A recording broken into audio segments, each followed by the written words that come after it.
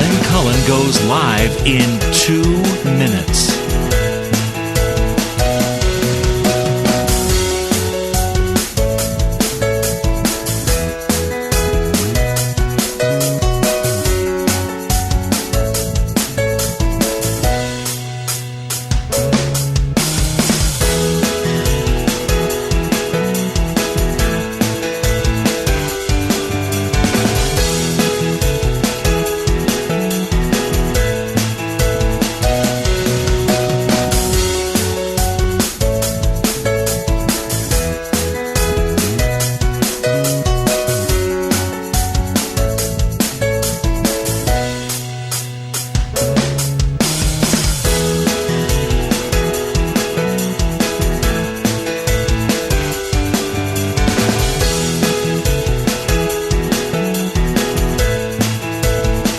Lynn Cullen live in 1 minute.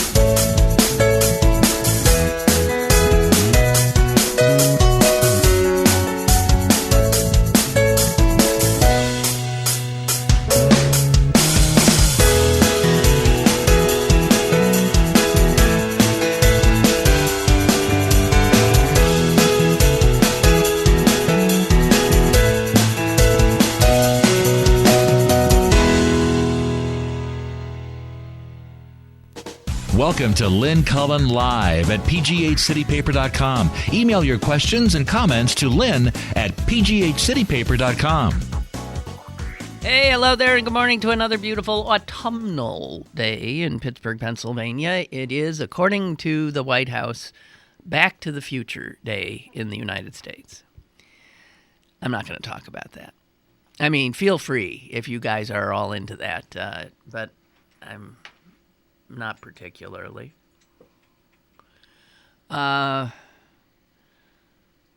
a headline in the paper, New York Times today, that stopped me dead in my tracks.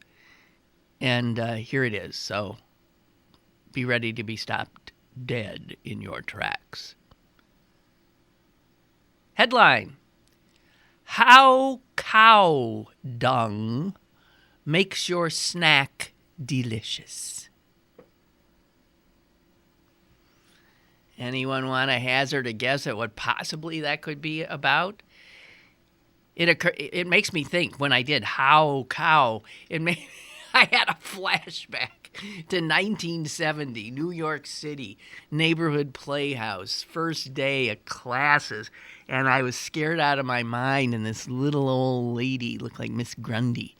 Was the speech teacher, and she was, I've told this story a million times, she's going around the class of us and asking us all to read a certain thing, and as each person read the sentence, she would literally pinpoint where they grew up.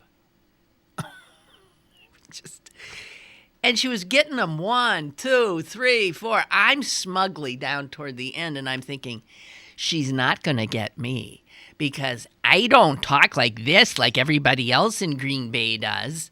I have a much more sophisticated voice. So I read the thing and tried to rid myself of all of the nasality that I know is in my voice. And I looked triumphantly at her, and she said, Upper Midwest, probably Wisconsin. And I thought, fuck, unbelievable. Because what got me was the diphthong. Do you know what a diphthong is? Me either. It is a diphthong, D-I-P. It is a sound, how, ow is a diphthong. What is it, though? Now I'm thinking, what is it? Can you look it up for me? Is it D-I-P-T-H-O-N-G?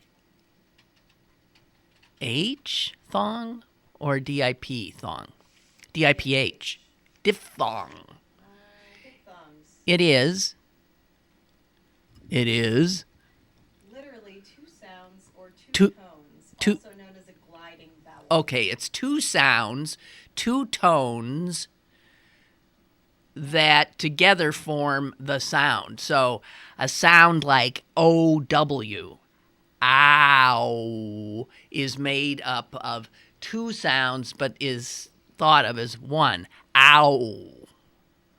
And it's funny, if you remember My Fair Lady, that was one of the things that Rex Harrison was just squawking and screaming at Julie Andrews about. It was the ow sound, where she eventually just let out with a Cockney ow. And ow is a giveaway. It is an absolute giveaway to a Henry Higgins-like figure, which this Miss Grundy was. She had the same skill he had of detecting regional speech patterns and pronunciations. So what gave me away was the diphthong, and it was that one, O-W. How.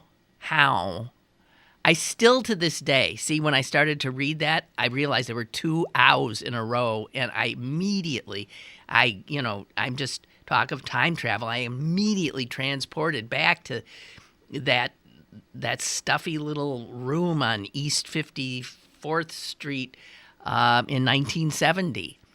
How now brown cow. And I'm not doing it right. I never learned how. And in order to do it right, I had to drop my jaw for the first part of it and then bring it back. How? But you can't talk like that. How now, brown cow. So anyway, back to how cow dung makes your snack delicious. To hell with the diphthongs. How do you suppose cow dung makes your snack delicious? Serious. This is in the business section, I believe. No, it isn't. Never mind. There is a museum in Brooklyn called the Museum of Food and Drink. And it currently has an interactive exhibit. Celine, you would love this. In which you can literally smell your way through it, lick your way through it. It's all about flavor and what constitutes flavor and how we get flavor. And there are natural occurring flavors and there are not natural artificial flavors.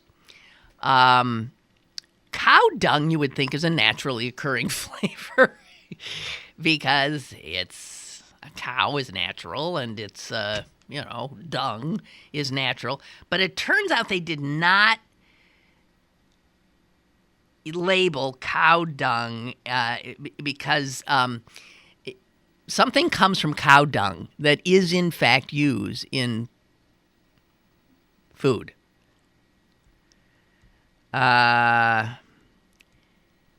But they decided not to let cow dung have the pass because it itself is not considered edible.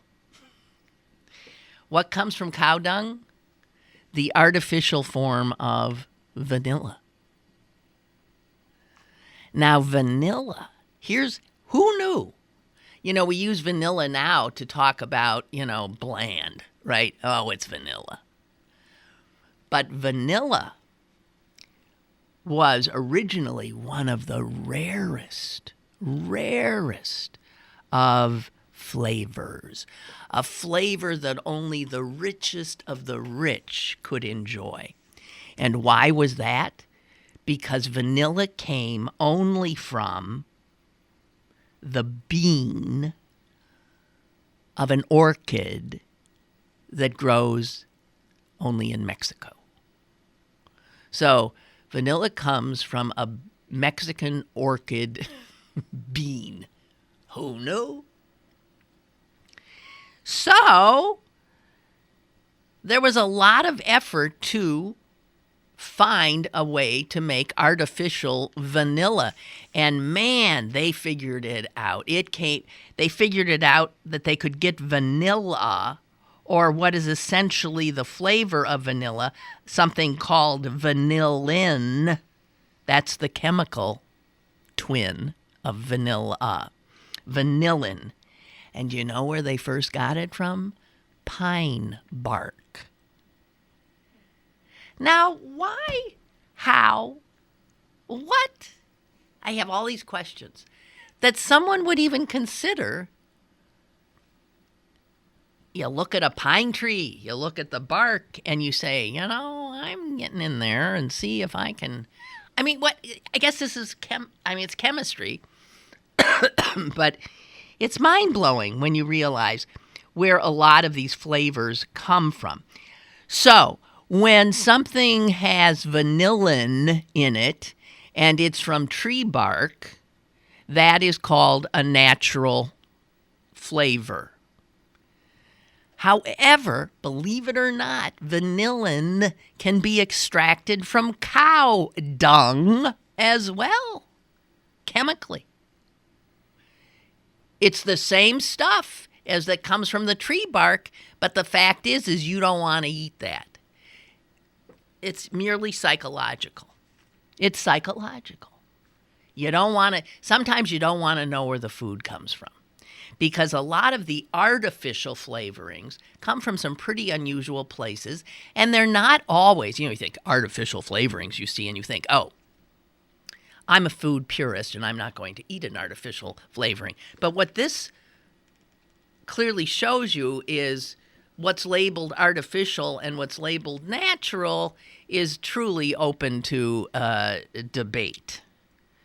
So, vanillin comes from pine bark. It comes from cow dung. It also can be found in a petrochemical compound. Frankly, I'd rather do the cow dung vanillin than the petrochemical vanillin. It's found in clove oil. It's found in rice bran. It's found in paper waste. Well, I guess that goes back to the tree bark. Vanillin. It's the chemical twin of the naturally occurring Mexican orchid bean flavor, vanilla. I'm just saying. But this, it sounds like a fascinating exhibit. It's called Flavor, Making It and Faking It. And, I don't drink coffee. I don't like the taste of coffee. I don't even like the taste of coffee ice cream. I don't even like coffee if you pour 5,000 gallons of sugar and cream into it. I simply don't like coffee.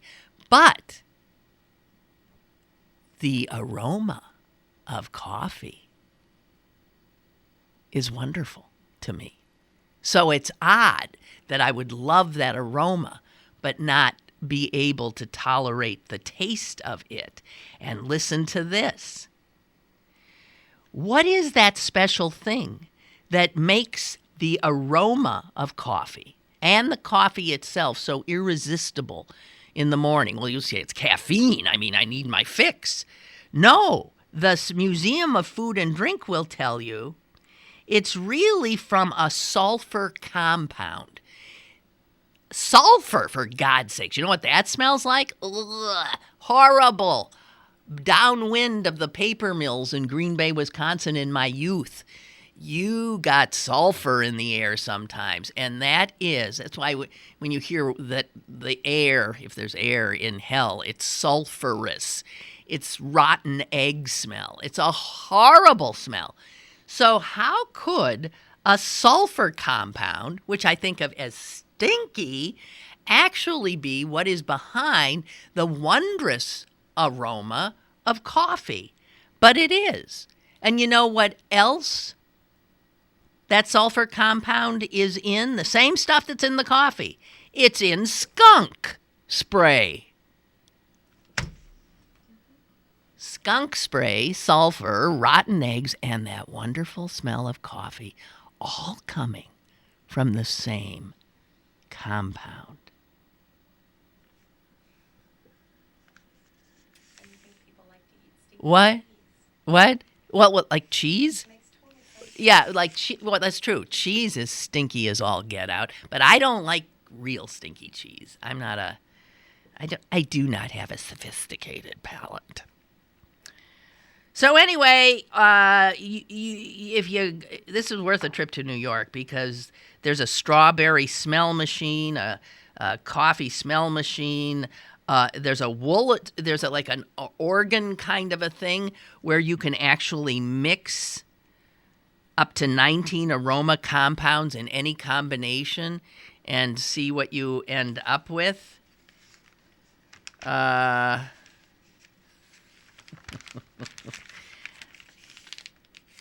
They even have one of the aromas is cheesy vomit. Don't ask me. Or nail polish remover. But, believe it or not, cheesy vomit mixed up with something else could yield something wonderful, as we are now finding that cow dung is vanilla, essentially, and skunk spray is related to your morning coffee. So they say that it was only about a decade ago the scientists found out that you could get vanillin right out of cow dung, and it was so available. But it says that it's a breakthrough that food manufacturers have not exactly trumpeted, because they know that that's a turnoff. But the vanillin produced in a lab from cow dung is absolutely identical chemically to the vanilla that comes from the rare Mexican orchid bean. So it's the same thing.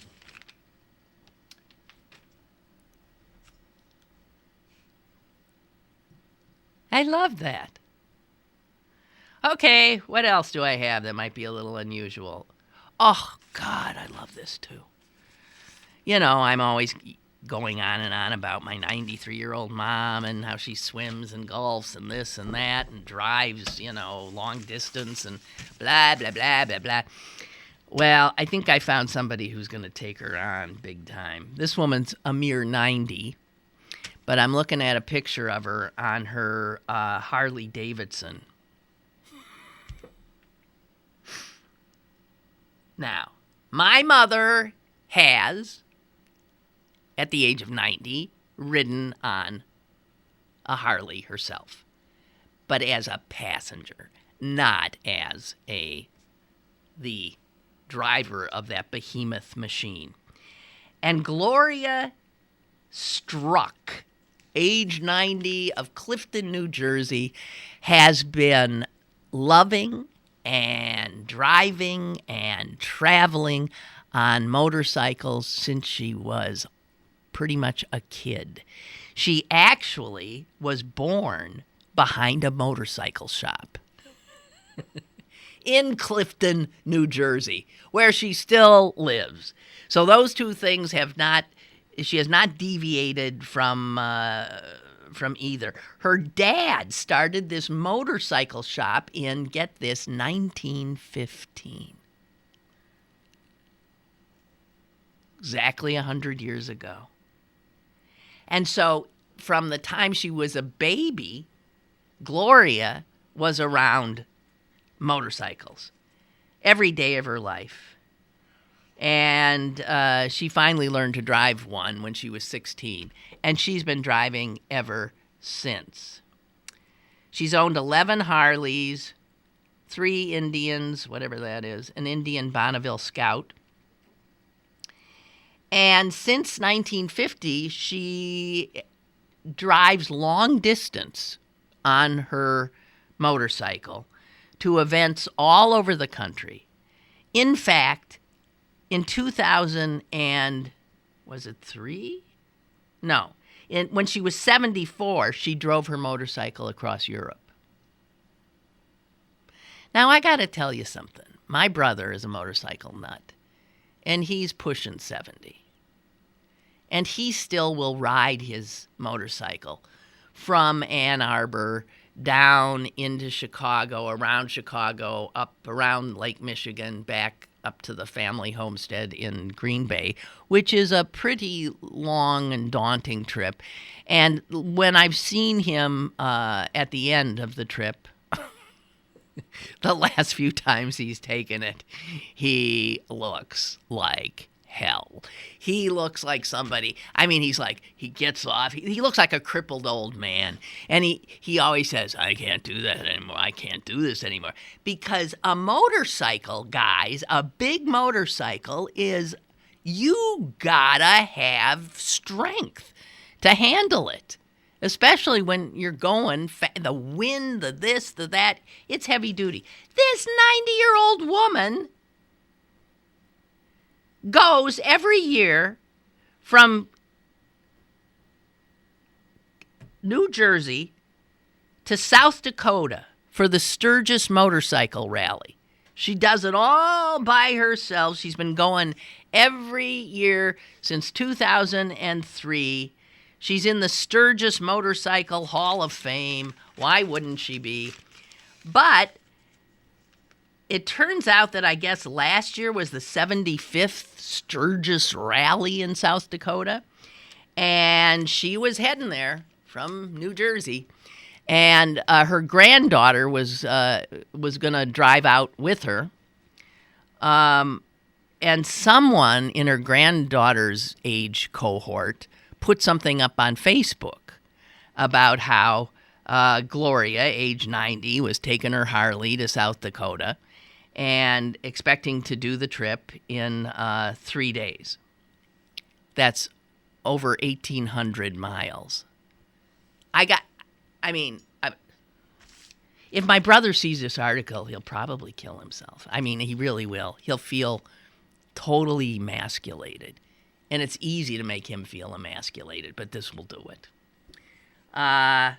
So she's talking about this trip out to Sturgis this year and how every time they stopped to get gas, she got recognized because the Facebook thing went viral. And people would say to her, "Excuse me, is your name Gloria by any chance?" And she'd say, "Yeah, I'm Gloria." And they'd get into conversations, and it was really keeping her from getting to Sturgis on time. So she said this: "We spent so much time talking to people, taking pictures with them. We had to ride 80 miles per hour just to get there on time." So she pushes it. And she says, "When I'm 100 years old, I plan on riding across the country. I bet it'll be the first time anyone's done it, male or female." God bless her.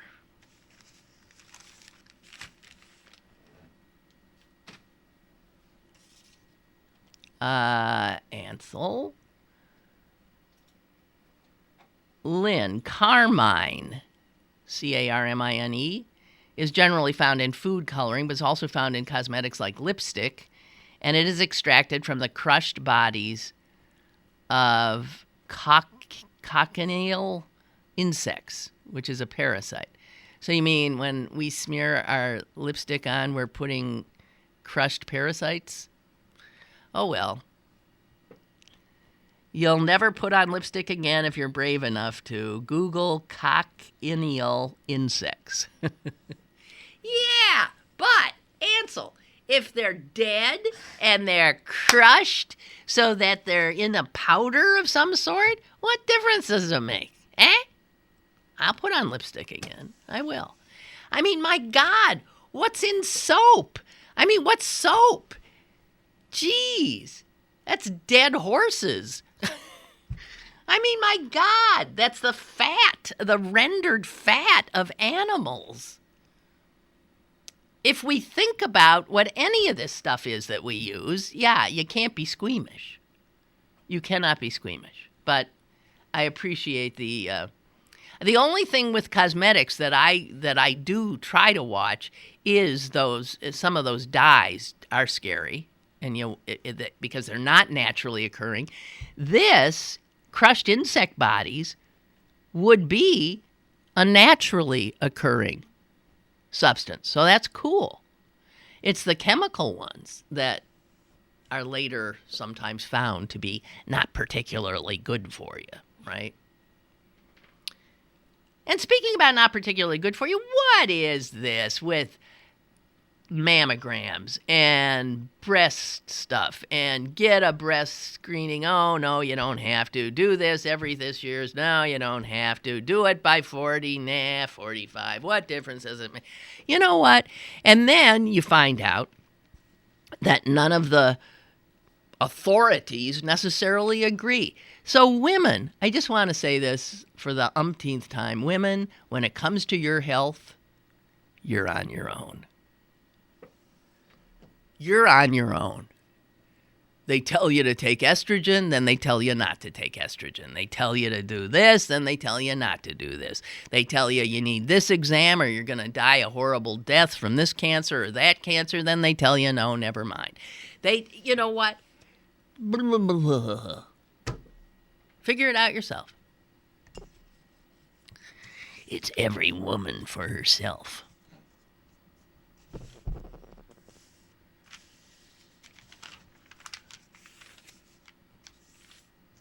So let's imagine you had a company that is so huge that it owns other huge companies. And I'm talking about a specific one that is deciding that it's not doing too well in China and is maybe going to try to separate its Chinese operations from the rest of the company. This is the company that owns KFC. It owns Pizza Hut. And it owns Taco Bell. Do you know what that company is? Now, if anyone's ever been to Taco Bell and, some of these others, you would say this name is absurd. But the name of this huge company is Yum. Y-U-M. Yum. Technically, it's Yum Brands, but that's because they kept acquiring things, and then it couldn't just be Yum. It is Yum and then some. And there's something funny to me about a probably gazillion-dollar international operation with the name Yum.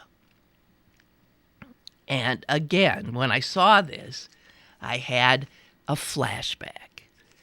I had a flashback to my living room floor in 1957, maybe? 57, 58. And my father is there, and I can't quite place who else is there, but there are letters on the floor. Letters as in A, B, C. My father had built this little strip mall, Beacon Center, just a single-story little red brick strip mall. And it had like women's dress shop in there, which I worked at for a while, and a realtor, and a chili restaurant, and it had the biggest store was a variety store called bargain way. This is in the days before the big box guy, so every little community had these kinds of things. So bargain way. Well, I can't remember why, but my dad had decided that bargain way was going to be changed in some way. It's going to be new, variety, different, and blah, blah, blah, blah, blah. And it already had this big sign, B-A-R. Each individual letter was a neon, letter that I suppose had cost some money. So my father wanted a new name, but dang it, he wanted to use the same letters to come up with the new name because he didn't want to have to buy a new sign. So we sat, it was like Scrabble. We had a B, we had an A, we had an R, a G, an A-I-N, and a W-A-Y. And I just remember this desperately trying to come up with something so he didn't have to buy a new sign. And he figured it out. He figured it out by taking the W in way and turning it upside down and making an M. And when he realized that, I remember thinking, geez, my dad is a genius. I remember thinking he was the smartest guy in the universe. So the name of the new store was just 3 letters, which was why I thought Yum. And then I thought of my dad's 3-letter play. It hardly rose to the level of Yum, but anyway, his 3 letters were, and M is 1, A-I-M, AIM, AIM variety. Now you can say that's stupid, but it worked. It worked. And AIM variety was a going concern for quite some time, I believe. There you have it. I don't know what I'm talking about. Don't ask me. So Paul Ryan says he'll, okay, I'll take the job, but I ain't doing this, and I ain't doing that, and I'm not doing this, and I'm going home to see my family and kids, and I'm not taking any shit from anybody, and unless everybody votes for me and there's no trouble, I ain't taking it, so that's how I'll take the job. Well, it remains to be seen whether these recalcitrant Freedom Caucus folks can be arm-twisted and berated and cajoled, whatever. I don't think anything works on him, to come around and not contest his election, which has been set for next week at about this time. The Republicans will finally, apparently, come up with a Speaker of the House because Boehner has said, hey, man, I got a golf game in an undisclosed location on Friday, and I'm out of here. He wants out badly. So there you have Paul Ryan. My mother cannot stomach him. She says, doesn't he look like Dracula? Look at him! He looks exactly like Dracula! I think the Dracula thing is because he's got a really, what is that called, a widow's peak? He's got a really pronounced widow's peak, a V in his hairline. And then he has a sort of sharp face. You could say he's a nice-looking man. My mother would say, what? He looks like Dracula. Whatever. We'll find out. Donald Trump continues to be on top of the polls. Somebody put a funny little thing together of all the times that, what's his name? I almost said Billy Crystal. That's not right. It's the Crystal that starts with a K, the right-wing idiot. That Crystal. He has publicly made comments that Trump has peaked. Don't worry about it. Trump has peaked. He has said those 3 words something like 9 different times, starting in May. So he keeps saying, Trump has peaked. I mean, talk about wishful thinking. Trump has peaked. Trump has peaked. This is it. This is it. This one's it. Trump has peaked. It's like these guys that, say the world is ending, blah, blah, blah, at this time on this date, and then it doesn't. And they just they just move okay, oops. No, it's, I'm sorry, did a slight miscalculation. It's in 17 months. We just have to, Trump has peaked. Trump has peaked. No, he hasn't. So here's the scary thing, and I already mentioned this to you, that this is a scary thing about Trump hanging on as long as he is with Ben Carson right behind him, the two of them holding more than 50% of the primary voters in the Republican Party. Way behind is, as we mentioned, Rubio. And then behind Rubio, those are the only three in double digits. Rubio manages to get into double digits. Everybody else is way down in single digits, but the highest of the single-digit candidates is Ted Cruz. Ted Cruz from the great state of Texas. Ted Cruz, who I think does look like Dracula. Actually, he looks like Joe McCarthy, and I think we've tweeted that out in the past. He has a bizarre face, doesn't he? It's almost strangely pretty in a scary kind of a way. He just looks weird to me. He gives me the creeps. Anyway, I said a few weeks ago that Cruz is sitting pretty. You don't hear him much. You don't see him much. But he's waiting. He's biding his time. Ah, it was a pun. It was a pun. Biden his time. We'll get to Biden in a minute. Please, Joe, don't get in. Stop it. He's already taken shots at Hillary. We don't need it. And I don't think he's a strong candidate. He's done it before, and he always screws up, and I love him to death, but don't do it. See how much good that does. Anyway, also Biden, his time is, as I said, Senator Ted Cruz. Because here's his calculation. And it's an absolutely correct one, I would think.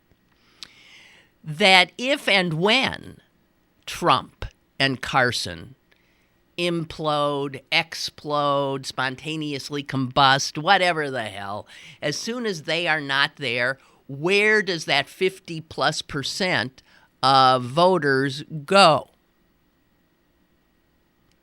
Ted Cruz says, they come to me.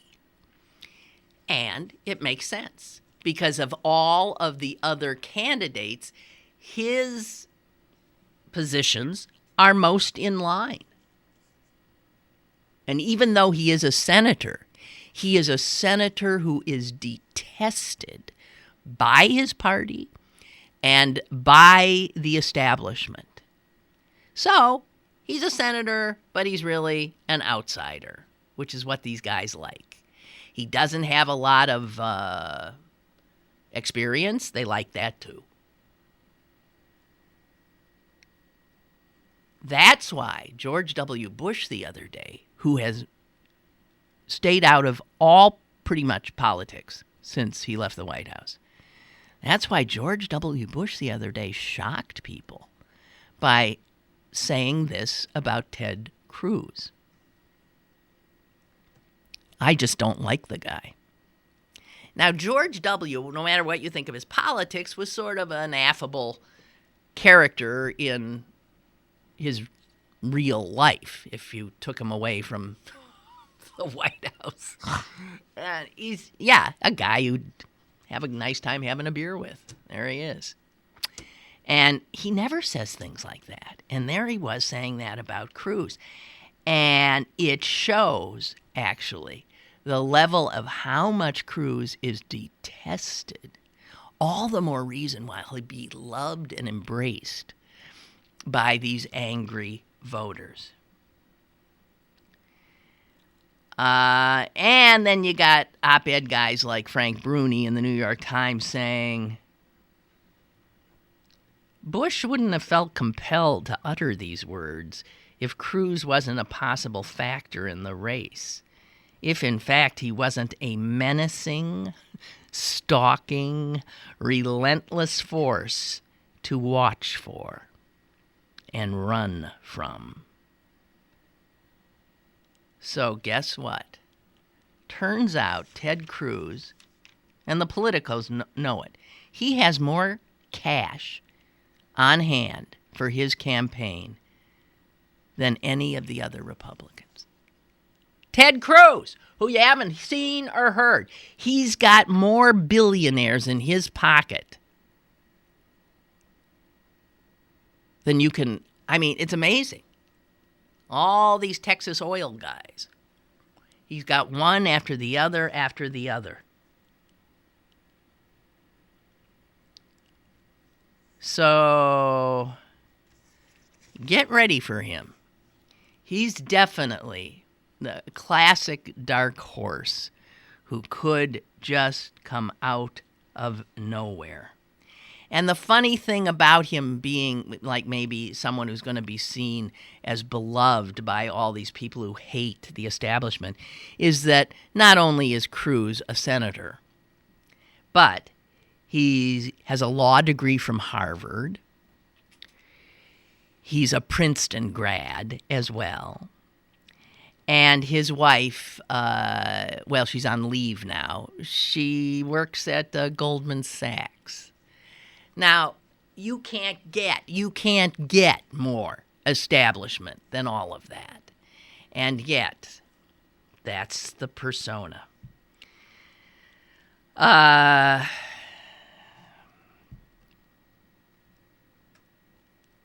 So, I'm just telling you, you'll come to know him better. We all will. Because it's a song, isn't it? I'm biding my time. Do you know that song? I'm biding my time, 'cause that's the kind of guy I'm. While others, da-da-da-da, I'm biding my time. Is it like a canon classic? Or? It'd be, that might even be from Porgy and Bess. Oh, okay. I don't know where it is. What's it from? I'm biding my time. Saying George Gershwin, George Gershwin. but Yeah. a million people. Yeah, that's what it is. It's Porgy and Bess, I think. So, I'm surprised Biden, people haven't used that actually in their headlines and stuff about Biden because there's a little annoyance. It is Porgy and Bess, right? There's more than a little annoyance about his, well, maybe I will, maybe I won't, maybe I will, maybe I won't, the sort of Hamlet thing. Come on. What's that adage? Is it fish or cut bait? What does that mean? It means, look, either do the stuff or cut bait or... Well, cut bait isn't stop fish. It means either do it or do something else that is helpful. Like cutting up bait. Is that what it means? It means get out of the friggin' way because you're not being any use to anybody. Fish or cut bait. But what's the cut bait part mean? I'll give you my theory. Okay, here is Celine's theory of what cut bait means. As someone who doesn't Fish. As someone who doesn't fish. at all. Go ahead. So, Here, you-hoo. It's a show. I'm sorry. Celine always thinks it's just the two of us in here. That's not true. I've got a new toy. Oh, you have your own mic? I do. Yeah, but it doesn't work. Did. Yeah, well, it doesn't work. So. Okay. Oh, No, it does. It does. I just There had you to go. find the channel. All right. So what I, in my youth, always thought is that it meant that you either commit to fishing, right? So you're on the pier fishing. Either Or fish or you drop your bait. So you cut your bait, you cut your line, and you pack up and go home. But I'm not I don't know. I don't fish. Huh. That was what I thought. Okay, well, that's a reasonable thing. But what do you think about mine? Either fish or get out of the way and do something useful and And cut up your bait? well, you don't cut bait? What if the bait's a little large for bait? And then you have to cut it up and make little baits. I don't know. This is gonna get looked up now. Okay. Yeah, well, okay, all right. Anyway.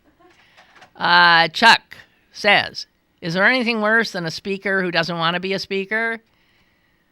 Isn't that what we have now? Yeah. I mean, if Ryan's heart isn't in it, then find somebody else. They don't have anybody else. There's no one who's willing to take it because it's the job from hell.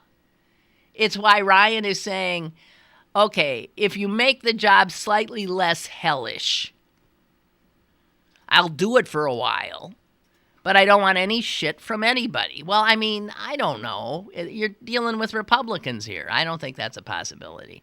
Anyway, of course, there is the possibility that Ryan has been faking his hesitation all along, and this has been nothing but a ploy to unite the House, which is true. It could be. And P.S., he says, I have nightmares about a Cruz Trump ticket. Oh dear. No. No one. First of all, Trump would never run as a vice president. And no one who gets the nomination would want him on the ticket. But he wouldn't take a vice presidential spot. Did you find out what cut bait means? Yeah. Not really. Yeah. Well, yeah. Wikipedia. Well, it's crowdsourced. All right. It says that we could both be right. That the more modern interpretation is mine, but the more classic interpretation is yours. Really? Yes. You're more modern and I'm more classic. Well, whatever. That makes sense. In other words, both are correct. You know, speaking about this sort of like, we'll vote for anybody but somebody who's got the right resume. Excuse me. Hello? Hello? Hello? No? Nope. Call back. Okay. Maybe call back.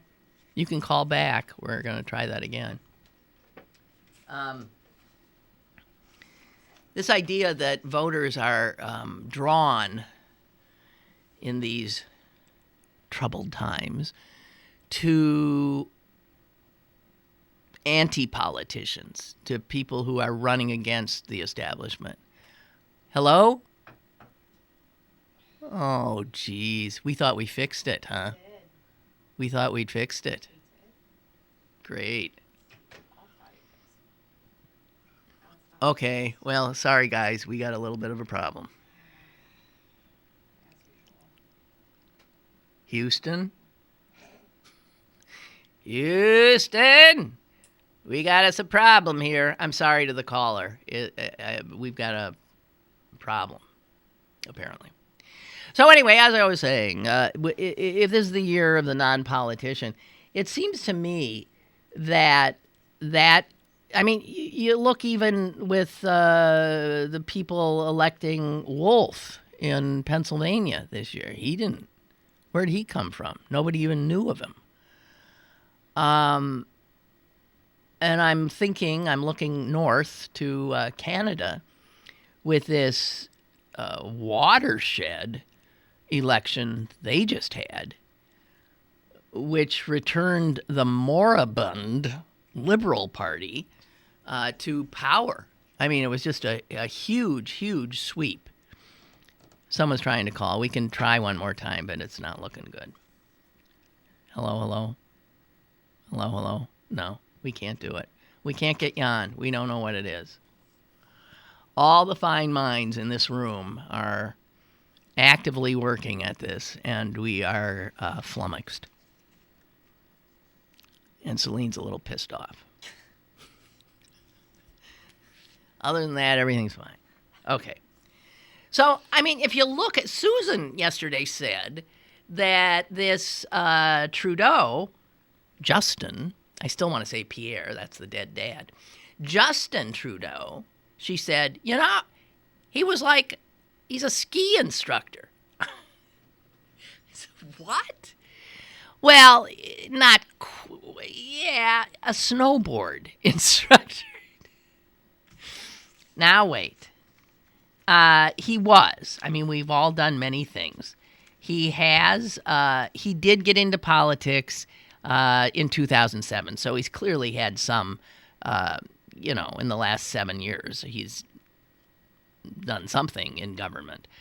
But it says right here in an editorial in the New York Times, the son is not the father.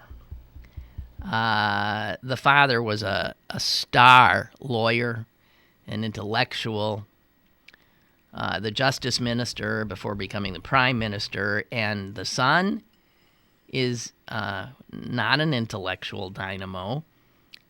He's been a snowboard instructor, a high school teacher, a nightclub bouncer. Well, so is the Pope. Hey, man, that's the latest thing. If you've been a nightclub bouncer, the sky is the limit. You can be the Pope, you can be the Prime Minister. And he also is still really into boxing as an amateur. He's an amateur boxer, okay? Wouldn't want to mess up that pretty face of his, though. So, yeah, that's not and he's young. So you look at the Canadians who you think of being just a little more sober than us. Maybe not true. More serious than us. Less nuts, okay? I don't think, just less nuts. And they threw out the establishment, and what they threw out was their decade-long experiment with going the way of the Republicans. Essentially, they elected Republicans. And they fell for all of the Republican talking points and the Republican realities. And then they woke up this year and said, get them the hell out of here. We've had it with this conservative agenda. We've had it with lowering taxes because we now see what that leads to because they cut all the government programs that we liked. And then they went berserk with anti-terrorism laws, like Canada's some target. And the people said, screw this. Let's get back to doing like what Canada does, which is being a nice country with not much of a military. And they elected a guy who said, I'm pulling our troops out of any place they are. We're not going to be fighting against the Islamic State. We're stopping the purchase of those fighter jets that the conservatives were buying from the U.S. We're back and we're going to legalize pot. Well, at least he's for it. So, that's what you have. And I think, these are very volatile political times. The old Chinese curse, may you live in interesting times. And we do. I mean, they're so interesting, I don't even like talking about them, as you know. But so the kid who I talked about, the kid who brought his homemade clock to school and got handcuffed because he's a scary-looking little Muslim kid, and it looked like a bomb, and blah, blah, blah. That kid is leaving the United States. And he's quoted here as saying, what? He's quoted here as saying, oh no, his father is quoted as saying, he wants to move to the father says, we want to move to a place where our children would be accepted by that country. Now, I got to tell you, I took some issue with this. This pissed me off a little bit. Because we learned more about the father. The father had run for the presidency of Sudan twice. We learned that the kid has been wined and dined. He's gone to Mecca. He's gone to the White House. I mean, I'm sorry. I think a country has accepted your children pretty well if you end up getting hugged by the president, tweeted about by the president, and the only problem you had was these few, yahoos in Texas. What do you expect if you're living in Texas? But don't malign the whole goddamn... We're a country of immigrants. We take people... So they're moving to Qatar. Oh, there's a lovely country. Qatar. It's not a great move for the kid's sister, I'll tell you that. Or the kid's mother. I will tell you that. Yeah, he's been... Qatar will pay for his entire education, starting right now. He will go to the Qatar Foundation for Education, Science, and Community Development. And guess what? If that sounds vaguely familiar, it's because Carnegie Mellon has an association with that foundation in Qatar. So these are some, so the kid's going to get a hell of an education. But he's going into a country that does not appreciate and recognize the kinds of basic freedoms that are available to people in these United States. I don't know. Somehow it just pissed me off. Isn't that odd? I got pissed off. Jesus, the president hugs you and then you say, thanks, Barack, I'm off to Qatar, where I can live and be accepted. God, if Barack Obama hugged me, I mean, I wouldn't leave the country. I'm just saying. Little fucking nerd. So he'll... No, the kid's fine. This is the dad. So the dad, I'd like to know more about this father. I'd like to know more about that guy. Interesting. Whatever. I just feel for the little nerd sisters. That's all.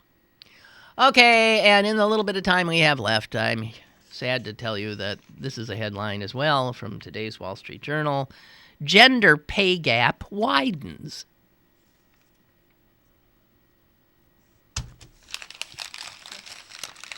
Oh, yeah, well, the gender pay gap continues to widen. I thought it was closing. What do you mean it continues to widen?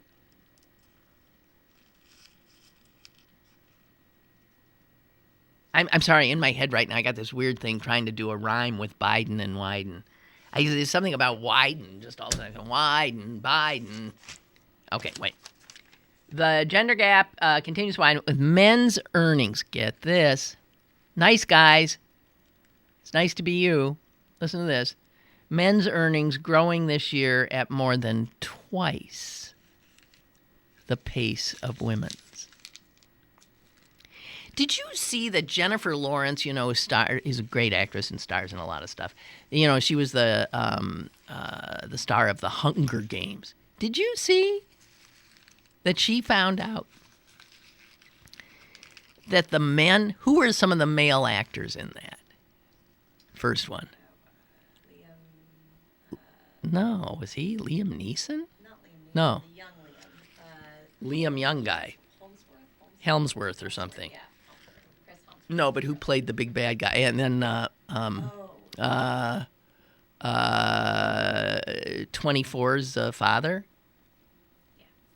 Yeah. Why am I blanking? Jack Bauer's father. Sutherland. Yeah, right. Okay.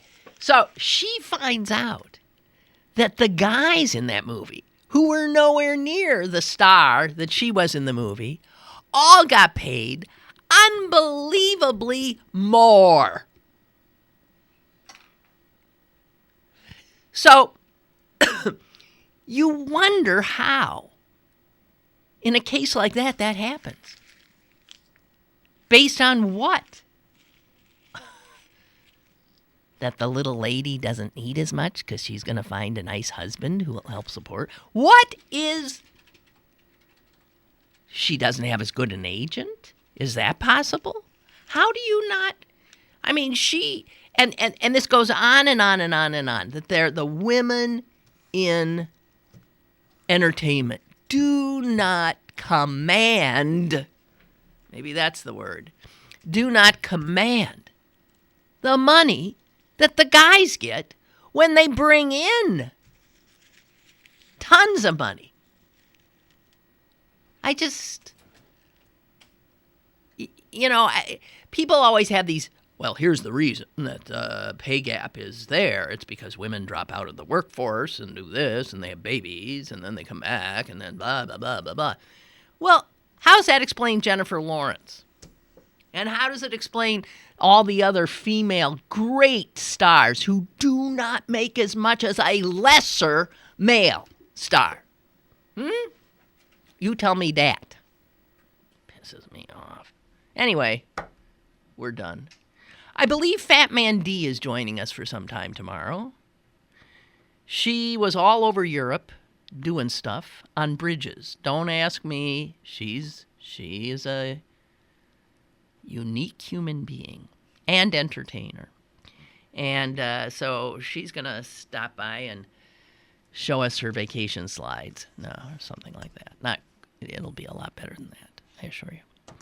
Okay? Enjoy this beautiful day. Really, really do. Get out there if you can. And talk to you tomorrow. Bye.